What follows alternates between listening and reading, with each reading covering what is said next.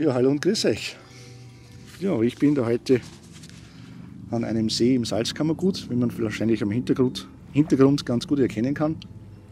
Ich möchte ein bisschen Fotos machen und habe mir aber für heute vorgenommen, das ein bisschen anders zu machen als üblich. Und ja, zuerst einmal eine Frage an dich. Wie kommst du denn eigentlich so zu deinen Fotomotiven? Hast du das einmal so ein bisschen überlegt? Wie passiert es, dass du dir überlegst, ich möchte das oder jenes jetzt fotografieren? Bei mir fängt es meistens mit der Frage, was an. Was möchte ich als nächstes fotografieren? Das erkennt man auch ein bisschen an meinem Kanal. Da geht es ganz oft, da haben wir so Themen wie ja, die goldene Kutsche, die geheime Höhle am Untersberg oder ja, wie hat es geheißen, die Kirche des falschen Spions. Also lauter Was-Themen, was möchte ich fotografieren. Dann stelle ich mir als nächstes die Frage, wie möchte ich das umsetzen. Das heißt, da geht es dann um Kameraausrüstung, da geht es dann um, ja, zu welcher Tageszeit möchte ich dort sein, Einstellung letztendlich, das heißt, wie wird das Foto gemacht. Ja, und manchmal gibt es dann noch die Frage, warum, was quasi der Hintergrund ist, warum will ich das fotografieren, wird meistens, ja, vielleicht auf einer höheren Ebene irgendwo beantwortet, aber ist nicht so wichtig. Ja, und da fällt mir unlängst ein Buch in die Hände, also ich habe mir es gekauft. Ich bin ja ein Bücherfan, muss ich ganz offen zugeben. Ich habe da diese, ja, manche nennen das Krankheit, Bibliomanie, sagen wir manche dazu, oder Zundoku, vielleicht habt ihr das schon mal gehört, könnt ihr mal googeln, ihr kennt das vielleicht sogar. Äußert sich so, dass ich ja auf die Idee komme, mir ein Buch zu kaufen, das auch dann sofort mache, mir das Buch dann natürlich gleich mal anschaue und durchlese und dann passieren ja im Üblichen eine von drei Dingen. Entweder das Buch langweilt mich gleich einmal, ich komme vielleicht drauf, dass ich irgendwie eine Ahnung habe, was quasi die Essenz des Buches ist und aus dem Grund langweilt es mich. Oder ich komme beim Lesen der ersten Kapitel auf eine andere Buchidee, die halt dort irgendwo vorkommt und denke mal, ich sollte das andere Buch zuerst lesen. Das heißt, ihr seht schon, wohin das führt. Und ja, meistens lege ich das Buch dann weg. Eine Bibliothek ist aber auch nicht wirklich eine Lösung für mich, weil ich das Buch ja nicht zu Ende lese. Da könnte man ja das Buch ausborgen, aber ich will es ja bei mir haben, weil vielleicht möchte ich ja demnächst wieder weiterlesen. Und das mache ich dann auch manchmal, dass ich mir so ein Buch wieder zur Hand nehme. Entweder weil ich vergessen habe, warum ich es beim ersten Mal überhaupt auf die Seite geklickt habe, oder weil ich neugierig bin und dann doch noch ein bisschen weiterlese. Meistens endet es dann damit, dass ich draufkomme, dass die ursprüngliche Entscheidung, nämlich das Buch nicht weiterzulesen, die richtige war und lege es wieder weg. Aber im schlimmsten Fall habe ich dann schon wieder eine Idee für ein neues Buch, das ich mir dann natürlich wiederhole, also ihr seht, wo das endet. Und ja, E-Book-Reader und Amazon sind dann natürlich nicht unbedingt hilfreich dabei. Aber da ist mir eben dieses eine Buch da über den Weg gelaufen, ich sage es mal so. Und das ist recht interessant. Das ist gar kein Fotografiebuch, sondern das Buch möchte erklären oder verspricht zu erklären, warum manche Projekte, manche Unternehmungen erfolgreicher sind als andere. Und das Interessante ist daran, dass es genau diese drei Fragen stellt. Was, wie und warum. Das Interessante ist aber dabei, dass in diesem Buch die Reihenfolge als Wichtiges genannt wird. Das heißt, mit welchem Wort man beginnt, mit welcher Frage man beginnt, macht tatsächlich den großen Unterschied. Und ich habe mir heute vorgenommen, das Ganze umzudrehen, eben mit Warum zu beginnen. Ja, warum macht es jetzt einen Unterschied? Kann man gleich mal als erstes fragen. Naja, wenn man mit was beginnt, wenn man damit beginnt, was will ich fotografieren, dann endet man halt sehr oft dort, wo viele andere auch enden, die auch diese Frage was gestellt haben. Also wenn man sich vorstellt, man steht vor dem Eiffelturm, da ist die Frage was, ja, kann man stellen, aber man muss sie gar nicht stellen, weil die ergibt sich schon automatisch und man hat auch schon die Antwort, was soll ich fotografieren? Natürlich den Eiffelturm. Und so ist es natürlich mit allen anderen auch, die dort stehen. Und das führt dann halt dazu, dass es ja hunderttausende Fotos vom Eiffelturm gibt, die letztendlich alle ein bisschen ähnlich sind. Wenn ich aber jetzt die Frage umdrehe und mit dem Warum beginne, warum will ich den Eiffelturm fotografieren, dann passiert da ganz was Spannendes. Und zwar beim Warum wird ja nichts von außen geliefert. Die Frage was zielt ja auf etwas von außen ein, das jetzt auf mich da quasi hereinwirkt. Was möchte ich fotografieren? Was an der Außenwelt interessiert mich? Wenn ich Warum frage, dann muss ich die Lösung bei mir selbst suchen. Warum möchte ich fotografieren? Die Antwort finde ich nur in mir selbst. Was treibt mich da jetzt an? Was motiviert mich da jetzt? Was sehe ich? Welche Gefühle habe ich da dabei? Welche Emotionen spielen sich da in mir ab? Das heißt, die Frage warum gibt eine Möglichkeit, das einzige Ding, das einzigartig ist in der Beziehung zwischen Fotograf, also mir selbst, und dem Objekt, das fotografiert werden soll, in das Bild hineinfließen zu lassen, nämlich meine Person, die Person des Fotografen. Das ist das Einzige, was aus meiner Sicht, aus der Sicht des Fotografen, einzigartig ist. Nur der Eiffelturm ist immer der Eiffelturm. Ganz wurscht, wer den Eiffelturm fotografiert. Wenn ich frage, was, und die Antwort der Eiffelturm gebe und dann fotografiere, habe ich immer mehr oder minder das gleiche Ergebnis. Wenn ich aber als Person frage, warum, und diese Warum-Frage in mir entdecke, ist die Chance, dass ich da etwas Einzigartiges finde, natürlich viel größer, weil die Frage ja aus mir herauskommt. Ja, und ich bin jetzt da heute hergekommen zu diesem See. Das ist nicht irgendein See, das ist ein ganz spezieller See für mich. Und auch ich bin auch nicht irgendwo an diesem See, also das ist kein beliebiger Platz, sondern ein ganz spezieller Platz. Und an diesem Platz möchte ich den See fotografieren und ja, nicht ein Foto von dem See machen, sondern ein Foto über den See machen. Das könnte man auch so ein bisschen differenzieren. Würde ich da jetzt mit der Frage was beginnen, dann würde ich da jetzt wahrscheinlich einfach ein Postkartenfoto machen. Wir haben einen wunderschönen blauen Himmel mit ein paar Wölkchen, das heißt, da kommt einfach dann der Polfilter drauf, wunderschönes Panorama da und wir haben ein Postkartenfoto, das sehr schön ist und den See zeigt, aber das letztendlich, wenn ihr den See googelt oder auf Wikipedia nachschlagt, dann vielleicht wieder ein bisschen Glück dort das gleiche Foto, vielleicht aus einem anderen Blickwinkel findet, aber letztendlich doch irgendwo ein ähnliches Foto findet. Und ich möchte eben ganz bewusst hergehen und mit der Frage warum beginnen. Warum möchte ich da von diesem Platz ein Foto machen? Ja, und welche Warums gibt es da? Das erste Warum ist, was verbinde ich mit dem See? Das ist natürlich, ich komme da immer her, wenn es warm ist, also eher im Sommer. Das ist ein Platz, der ist nicht ganz ungefährlich, ist auch eigentlich, nicht erlaubt, kann man nicht sagen, aber es wird stark abgeraten, sagen wir mal so, mit entsprechenden Tafeln und Zeichen daherzukommen.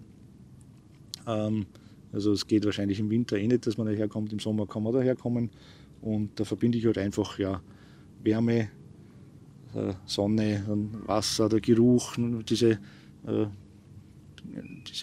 Seeufer, das hat einen eigenen Geruch, das kennt ihr ja sicher.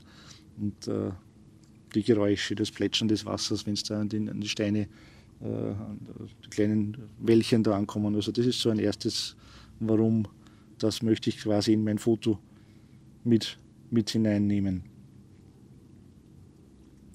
Das zweite Warum ist natürlich die Landschaft, würde ich mal sagen. Also diese Farben, die Formen da, das würde ich auch ganz gerne fotografieren. Und als drittes geht es jetzt ein bisschen tiefer hinein. Was verbinde ich mit dem Platz? Kommt der Begriff Freiheit natürlich gleich einmal als erstes, aber trotzdem auch in Abgeschiedenheit, weil eben das ein spezieller Platz ist. Wir sind da direkt an einer Felswand, dadurch erklärt sich ein bisschen die Gefährlichkeit dieses Platzes. Und die Felswand schaut eigentlich nach Norden, also die meisten Plätze sind da im Schatten. Also das ist auch ein Ufer, was von den üblichen Seesuchenden und Badeleuten nicht unbedingt jetzt da angestrebt wird, angezielt wird.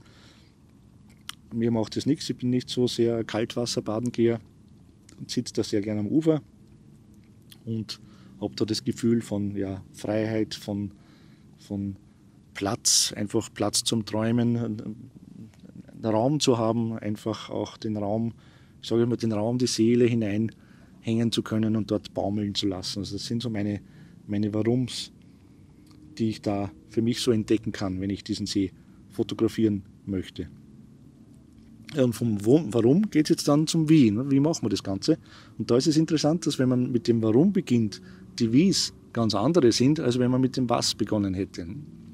Und überlegen wir mal, welche Wies gibt es denn da jetzt, das zu fotografieren? Was war das Erste, was ich gesagt habe? Ja, das Sommergefühl, die Wärme, Plätschern des Sees, der Geruch dieser feuchten Uferlandschaft da.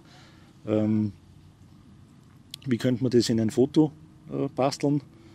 ja, kommt mir als erstes in den Sinn, jetzt, dass ich da irgendwo ein Detail mache, vielleicht sogar Makro mache, eine vielleicht sogar leicht abstrakte Fotografie, weiß ich nicht, ob sie abstrakt sein muss, aber doch ein Bild, das dieses Ufer da, ein Detail des Ufers zeigt, und damit kann man dann vielleicht, wenn man das sieht, genau auch diese Emotion nachspüren, diese ja, frische Kälte des Wassers, der Geruch dieses Seewassers und die Wärme der Sonne auch natürlich, denn die scheint natürlich da auch sehr schön hin. Also das wäre so mein erstes Wie. Was habe ich als zweites gesagt? Die Landschaft. Ja, bei der Landschaft geht es mir jetzt gar nicht darum, dass ich da ein detailgetreues, schönes Landschaftsfoto mache, wo man dann jeden einzelnen Baum, jede Welle, alles sehr schön, jede Wolke sieht, sondern da geht es mehr um Farben, da geht es mehr um Formen, da geht es um die Rhythmik der Landschaft, um die Linienführungen. Das heißt, es kann ein unscharfes Foto sein. Wie macht man jetzt ein unscharfes Foto? Oder ein Orteneffekt wäre eine Möglichkeit. Ein Orteneffekt ist etwas, das ich gerne nutze. Möchte ich da, das geht mir noch zu wenig weit. Vielleicht mache ich ein ICM-Foto. Das könnte ich machen, habe ich schon lange nicht mehr gemacht. ICM, die absichtliche Bewegung der Kamera während des Auslösevorgangs. Wenn Sie da mehr darüber wissen wollt, Andy Gray ist ein YouTuber, den ich da sehr gerne schaue. Der macht nur ICM-Fotos und der macht die wirklich fabelhaft. Von mir gibt es ein Video, denke ich. Mir fällt jetzt nur eines ein, wo ich das in einem Wald einmal gemacht habe. Da habe ich die Kamera auf das Stativ wohlgestellt, aber nur auf 2 Beine. Dadurch konnte ich die Kamera dann entlang der Achse bewegen. Und da sind, glaube ich, ganz nette Fotos auch entstanden.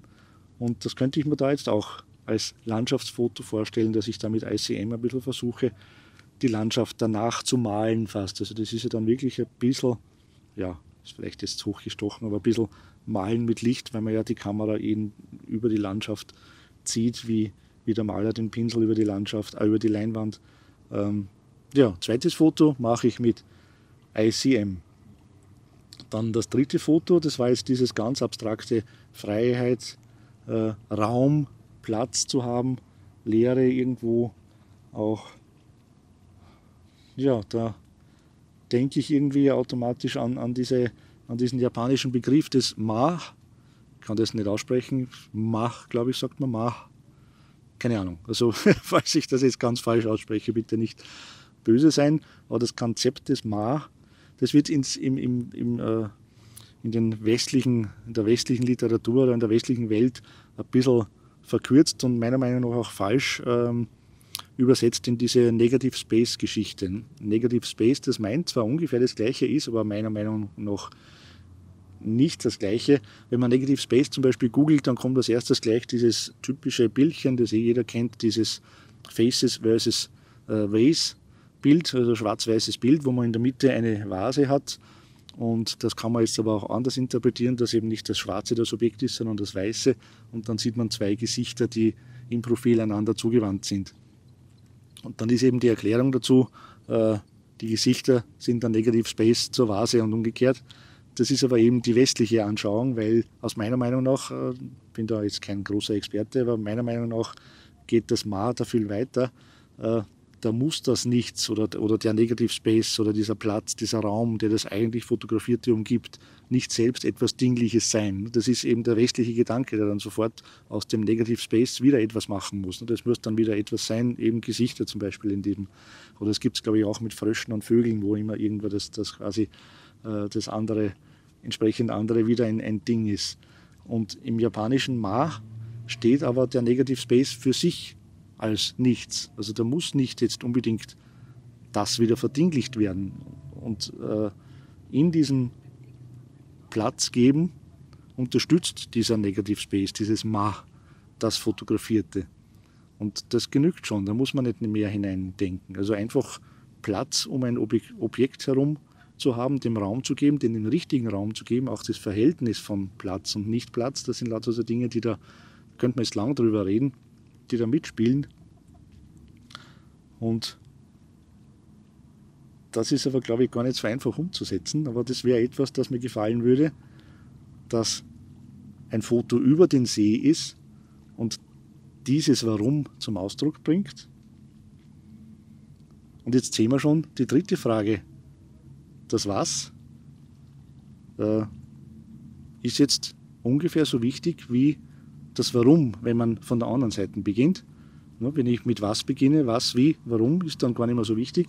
Beginne ich mit Warum, komme ich über das Wie auch zu dem Was fotografiere ich. Natürlich, weil irgendwas muss ich fotografieren, aber das ist dann gar nicht mehr so wichtig, weil bei dieser Negative Space Geschichte zum Beispiel, ja, könnte ich mir, ich habe so ein Bild jetzt vor Augen, ein paar so Grashalme, die aus dem See herauskommen. Der See im Hintergrund möglichst weich und weiß, möglichst hell, wie so diese japanischen Tuschezeichnungen, hoher Kontrast, oder auch da vorne gibt es ein paar so alte Pfosten von einem alten Steg, vielleicht mache ich das mit denen, einfach mit einem ND-Filter die Oberfläche des Sees weich zeichnen und das Objekt ist eben dann entweder der Pfahl oder diese Grasbüschel, die da vorne am Ufer wachsen. Und ja, das könnte ich dann aber überall machen. Das muss jetzt nicht ein Grasbüschel genau an dem See sein. Und auch bei dem Detail, wo ich das Gefühl des Sommers, der Wärme, den Geruch des Sees ein bisschen zum Ausdruck bringen möchte, da ist es auch an und für sich wurscht, wo ich das Foto mache. Bei diesem Landschaftsfoto, bei diesem ICM, da kommt es schon ein bisschen drauf an, weil ich möchte eben genau diese Landschaft da zum Ausdruck bringen. Und jeder, der dann diese Konturen sehen wird und den See kennt, wird auch wissen, wo das aufgenommen ist. Also da ist das Was vielleicht schon noch ein bisschen wichtig. Aber insgesamt, wenn es um den Ausdruck der Natur geht, dann vielleicht auch nicht so sehr. So, jetzt habe ich lang genug gequatscht. 3 Motive haben wir uns quasi ausgedacht, indem wir die Fragen in einer für mich zumindest ungewöhnlichen oder ungewohnten Reihenfolge gestellt habe. Über das Warum, über das Wie, dann schließlich zum Was gegebenenfalls gekommen. Und ja, ich denke, das sind 3 Fotoideen, die ich vermutlich nicht gehabt hätte, wenn ich mit dem Was begonnen hätte. Mit dem Was, dann hätte ich überall am Ufer geschaut, ist da irgendwas Spannendes. Vielleicht wäre ich auch auf diese Ideen gekommen, aber ja, auf einen anderen Weg. Ja, dann würde ich sagen, fangen wir mal mit dem Fotografieren an. Schauen wir, wo wir da etwas Entsprechendes finden. Ja, für das ICM-Foto werde ich gleich da bleiben, weil da habe ich ein sehr schönes Panorama jetzt und Panorama. Ich brauche ja da, um das verwackeln zu können, ein bisschen eine längere Belichtungszeit. Und dazu schraube ich mir einen variablen ND-Filter auf meine Kamera. Ein variabler ND-Filter ist jetzt nicht wirklich ein ND-Filter, sondern das sind 2 Polfilter, von denen man einen drehen kann. Und dadurch, ich weiß nicht, ob man das in der Kamera jetzt da sehen kann, Polfilter habe ich schon mal erklärt, da gibt es ein Video von mir dazu. Polfilter lassen nur eine gewisse Schwingrichtung des Lichtes durch. Das ist so wie ein Lattenzaun. Man kann sich vorstellen, die Lichtstrahlen schwingen in einer gewissen Richtung und durch diesen Lattenzaun kommen dann die Lichtstrahlen eben nur in einer gewissen Richtung durch. Wenn ich jetzt 2 Polfilter habe und die gegeneinander verdrehe, dann habe ich irgendwann einmal, sperrt sich dieses Gitter und es kommt gar nichts oder wenig Licht nur mehr durch. Und diese Möglichkeit gibt mir eben dadurch habe ich die Möglichkeit, mir die Dunkelheit dieses Filters über die Drehstellung dieser 2 Filter zueinander einzustellen. Problem dabei ist natürlich, dass man auch die Wirkung des Polfilters an und für sich wieder hat. Da muss man ein bisschen aufpassen, dass man jetzt schaut, dass das die richtige Wirkung ist, die man hat. Also der Polfilter nimmt ja das gespiegelte Licht von der Wasseroberfläche weg. Aber im Normalfall ist das nicht so ein Thema, also das kriegen wir schon hin. Und ich versuche da jetzt mir ein bisschen eine längere Belichtungszeit zu geben. Also ich schätze mal so eine 30 Sekunde wird dann vielleicht schon genügen. Und ich mache das immer so, dass ich mit einer 2-Sekunden-Auslösung arbeite. Das heißt, ich löse aus und bewege die Kamera, sodass wirklich während der Bewegung dann ausgelöst wird. Weil andersrum ist es blöd, wenn man die Kamera quasi fix hält und dann auslöst und bewegt, dann hat man am Anfang immer einen Moment, wo die Kamera sich noch nicht bewegt und dadurch diese Einstellung etwas länger im Bild ist und dadurch kein gleichmäßiges ICM passieren kann. Also immer in der Bewegung auslösen und am besten, ich mache das eben mit dem 2-Sekunden-Timer, damit die Kamera von selbst auslöst. Ist natürlich ein bisschen auch eine Experimentiergeschichte, dass eben dann genau dann die Kamera auslöst, wenn das richtige Motiv vor der Kamera ist. Aber wie gesagt, das ist ja im digitalen Zeitalter gar kein Problem. Einfach ein bisschen durchprobieren. Das heißt, ich schalte jetzt einmal ein. Ich gehe mit ISO natürlich ganz runter auf 100. Die Blende ist nicht so wichtig. Mache ich jetzt Blende 8, einfach die Standardblende, und die Zeit lasse ich jetzt einmal auf Auto. Die kann ich mir ja jetzt durch das Verstellen dieses variablen Polfilters, ja, jetzt bin ich auf einer 15. Sekunde, damit werden wir noch mal loslegen, würde ich sagen. Die 2 Sekunden Auslösezeit brauche ich noch. Die mache ich mir noch. Schärfe einstellen ist an und für sich da jetzt auch nicht wichtig, weil das ganze Ding ja sowieso durch die Bewegung unscharf wird. Und ich versuche jetzt dann so die Kamera zu bewegen, dass ich nach den 2 Sekunden ungefähr dort bin, wo ich hin will. Das heißt, von da weg, 21, 22, beginne ich von da, auslösen, Kamera bewegen. Naja, das ist jetzt nur ein unscharfes Bild geworden, das würde ich noch nicht als ICM betiteln. Und so sieht man halt, muss man das ein bisschen mehr einfach durchprobieren. 21, 22, ja, das schaut schon besser aus. Schaut schon besser aus. Vielleicht die Bewegungsrichtung ein bisschen ändern.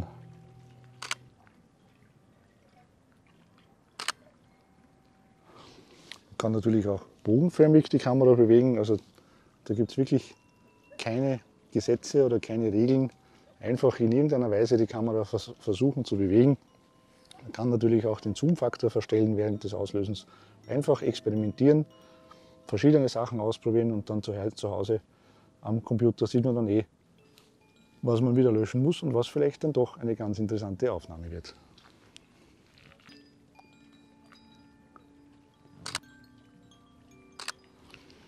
Gleichzeitig unterstützt natürlich diese Bewegung, die man im Bild hat, auch irgendwo das Gefühl am See. Stellt euch vor, ihr seid am Boot. Die Bewegung des Boots kann man da ein bisschen versuchen zu imitieren und ein bisschen dann auch diesen Gedanken des Sees mit in das Bild hineinbringen. So, na, ich glaube, ich habe genug experimentiert. Gehen wir weiter, widmen wir uns dem nächsten. Ich würde sagen, jetzt machen wir diese Makro-Detailgeschichte, dieses ja, Sommergefühl, Geruch des Wassers, die Wellen, das werden wir uns jetzt anschauen. Dazu gehe ich aber ein Stückchen zurück.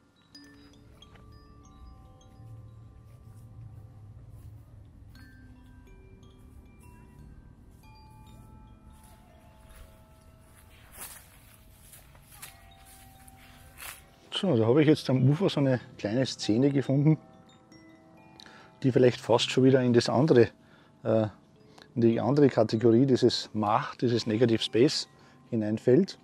Und zwar schaue ich da von schräg oben auf eine kleine Pflanze, die auf einem Stein wächst, und die hebt sich schön von der Sonne erleuchtenden Seegrund ab. Und wenn ich das ein bisschen länger belichte, ich habe wieder diesen variablen ND-Filter drauf, wenn ich da ein bisschen weiter zumache, dann komme ich erstens einmal zu wunderschönen Farben, weil dann eben dieser Polfilter auch zur Geltung kommt und mir die Reflexionen wegnimmt. Und ich habe auch eine sehr schöne Freistellung, weil ja das Objekt vorne diese kleine Pflanze schön ruhig hält, zum Glück, es geht kein Wind. Und aber der Seegrund hinten durch diese längere Belichtungszeit eine einheitliche, schöne Farbe bekommt. Ich hole ich da mal ein bisschen näher ran. So, also da.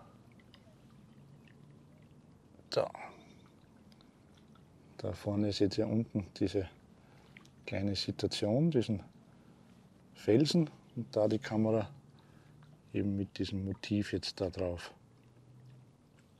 Mal schauen, wie das daheim ausschaut. Könnte eine ganz nette Szene sein, da von diesem See.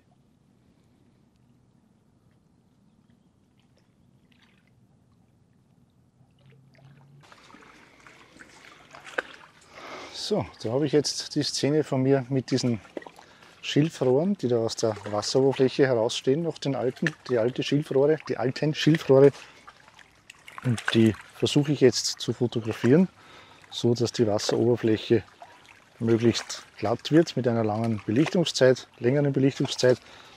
Die Schwierigkeit ist ein bisschen, dass sich natürlich die Schilfrohre auch mitbewegen. Das heißt, ich muss ein bisschen darauf warten, bis die Wellengänge da etwas weniger sind, wenn der Boot vorbeikommt, so wie jetzt gerade, man hört es vielleicht im Hintergrund, hat man wieder mehr Wellen, ist jetzt übertrieben, aber doch ganz leichte Wellen, die immerhin schon diese Schilfrohre natürlich auch mit bewegen und dadurch eine Unschärfe entsteht, wo ich sie eigentlich nicht haben will, weil die Schilfrohre sollen ja scharf bleiben. Ja, da werde ich mich jetzt noch ein bisschen damit beschäftigen und auch noch ein bisschen versuchen, so diese Sommergefühl Wasserfotos zu machen, eben wo ich gemeint habe, ich so ein bisschen ein Detailfoto vom Rand. Das hat mir jetzt bis jetzt noch nicht, ist mir noch am wenigsten geglückt. Keine Ahnung, ob ich da noch was zusammenbringe, was mir gefällt. Aber ja, ich werde dann noch ein bisschen probieren. Werde mich jetzt aber schon von euch verabschieden. Ihr seht die Fotos natürlich jetzt gleich im Anschluss und hoffe, es ist ein bisschen was dabei, was euch Inspiration bringt für eure nächste Fototour oder für euer nächstes Fotovorhaben. Ja, und damit wünsche ich euch viel Spaß beim Fotografieren und beim Beantworten der 3 Fragen, in welcher Reihenfolge auch immer. Und wir sehen uns ja hoffentlich das nächste Mal auf meinem Kanal. Ciao und pfiat euch!